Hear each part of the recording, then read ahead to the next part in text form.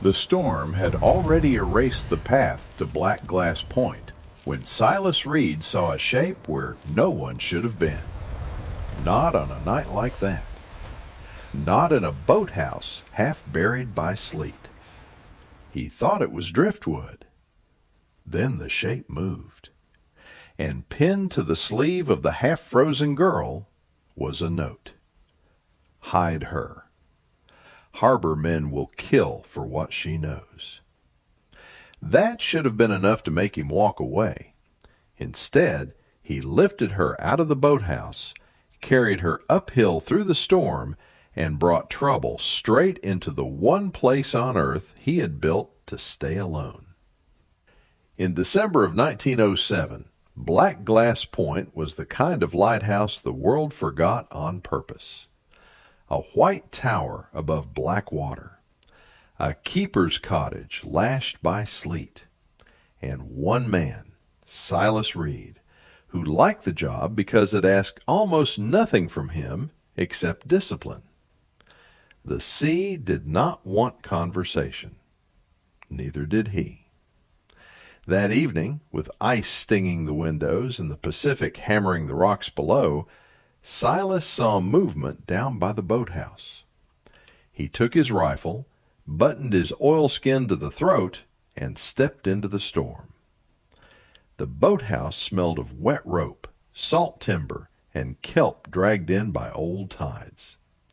At first, the shape in the corner looked like canvas tangled around driftwood. Then lightning flashed over the breakers, and he saw her. A young woman, curled beside an overturned skiff, half covered in sleet, wearing a rain-darkened traveling coat over a high-collared silk dress. Her black hair was stuck to her cheeks. Her lips were colorless. And that note was pinned right to her sleeve. Hide her. Harbor men will kill for what she knows. Silas checked for a pulse. Still there. Weak, but there. He should have left her. Every hard-earned instinct in him said the same thing. Stranger. Risk. Problem. But his hands moved before his judgment did.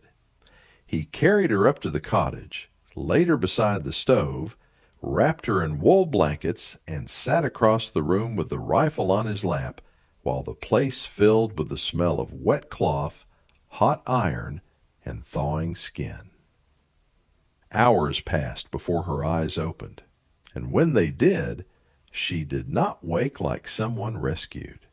She woke like someone cornered.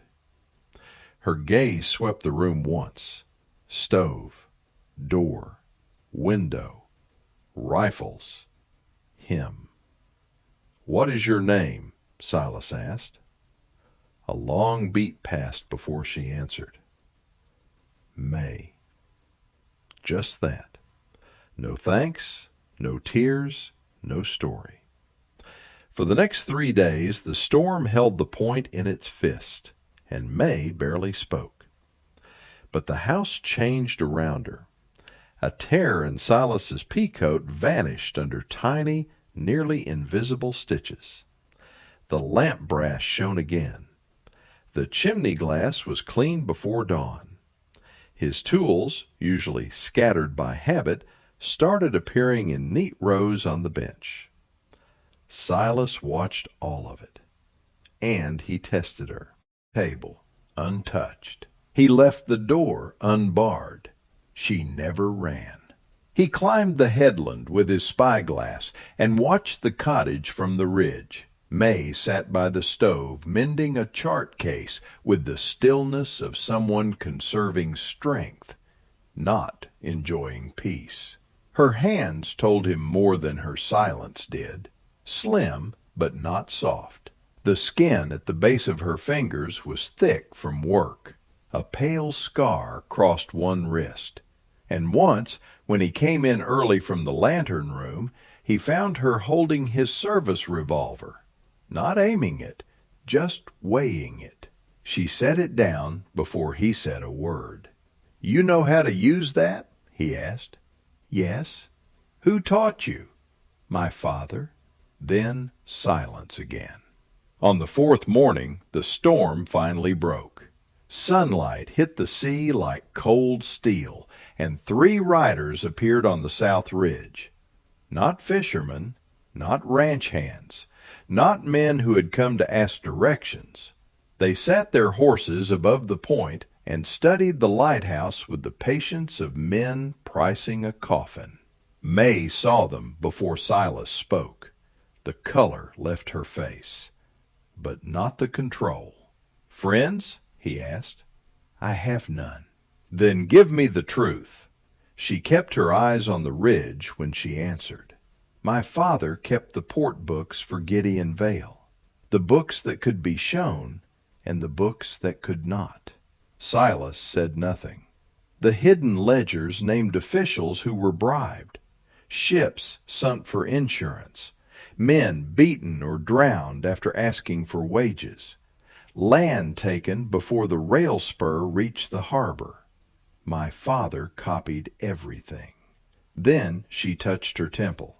When he knew they were coming, he burned the pages and made me memorize them. Silas turned toward her. "You memorized all of it? Names, dates, amounts, cargo codes, burial sites. And your father?" She didn't blink. "He is dead." Down below the cliffs, a black launch emerged through the chop and anchored in the cove. The riders on the ridge did not move. They didn't need to. And Silas understood something all at once. That note pinned to her sleeve had not been a plea for kindness. It had been a warning. The first shot came through the window at dusk. Glass exploded across the table, and Silas hit the floor, dragging May down with him as a second round tore into the doorframe. The attack was disciplined.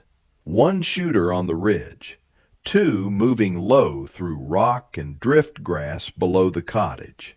Men who knew how to pin a house and wait for panic to do the rest. Silas fired once to keep the lower pair down, then shoved a crate toward the broken window. "Back room," he snapped. May was already moving. She checked the rear window, dropped beside him, and when another bullet punched through the wall, he saw steel flash in her hand. A narrow blade pulled from inside her sleeve. Not a frightened refugee, then. A survivor. "Why are they still here?" he asked between shots. "Because if I speak," she said, "Gideon Vale hangs." That night, while the attackers withdrew to regroup, Silas and May turned the cottage into a box of timber and firing slits. They boarded the windows, stacked coal scuttles by the door, filled wash basins, carried ammunition into the tower stairwell. The lighthouse, for the first time in Silas Reed's life, stopped being a place of warning and became a fort. In the middle of that work, May finally gave him the rest. The man leading the hunt was Mercer Pike, Gideon Vale's fixer on the coast. He had broken strikes, arranged disappearances, and bought sheriffs the way other men bought rope. He did not need proof that May still carried the ledger in her head. Suspicion was enough. "If they take me," she said, steadying a plank while Silas hammered, "I will not reach morning." Silas drove the nail flat and looked right at her. "They'll have to come through me first." Before dawn, the telegraph line went dead. Silas heard it in the dark. A faint metallic twang outside, then the soft slap of severed wire against the tower wall. Help, if it came at all, would not come quickly now. The second assault began with fire. A bottle of lamp fuel shattered against the oil shed below the tower, and the night exploded orange. Flames ran up the boards in a roaring sheet. Smoke rolled uphill. The men outside had found a way to turn darkness itself against them. "They'll use the glow," Silas said. May had already taken position at the back slit. "They'll come from the west path," she answered. "The smoke covers that side first." Then the shooting started in earnest. Rounds hammered the boarded windows. Splinters flew. Someone rushed the door with a timber ram, while another man fired from the rocks to keep their heads down. Silas dropped one attacker at the bend in the path. May fired twice and sent another tumbling into the brush. Their rhythm came fast and brutal. His rifle. Her revolver. His reload. Her call-out. His shot. Her move. It might have held. Then a bullet tore through a seam in the boards and ripped across Silas's shoulder. The hit slammed him against the stove. His rifle fell. For one bright white second, the whole room vanished. When his sight came back, May was above him. One hand pressed hard to the wound, the other already reaching for the rifle. "Stay awake," she said. Her voice was not soft. It was command. The door shook under another blow. Wood screamed. Smoke pushed through the cracks. Silas tried to rise and failed. So May stood.